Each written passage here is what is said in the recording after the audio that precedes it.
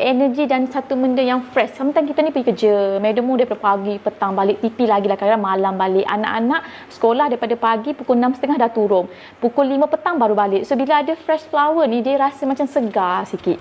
Sebab kita sekarang ni nowadays punya kehidupan, susahnya kita nak jumpa kehidupan ataupun orang kata pokok, kehijauan, tak sempat. So inilah salah satu energi positif yang boleh bagi untuk kami sekeluarga. Saya nampak ada lukisan kat belakang tu, Nida. Okey, lukisan ni, apa? Actually, I penggemar lukisan ya. Okey, lukisan ni kalau you guess bijak, you guess teka. Apa? Okay. Saya ni gurau mahir sikit buat arts ni. Okey, cuba tengok apa. Cuba bayangkan, cuba perhatikan apa ni sebenarnya lukisan ni. Siapa bijak dia tahu apa maksud dia ni. Burung merak maybe? Siapa yang jawab tu? Okey, actually dia adalah betina, burung merak betina. Betul-betul Yes. tengok. Okey. Ini adalah lukisan yang TP beli untuk Madam.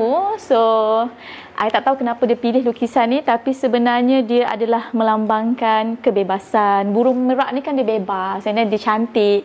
Lepas tu dia, orang kata, happy lah.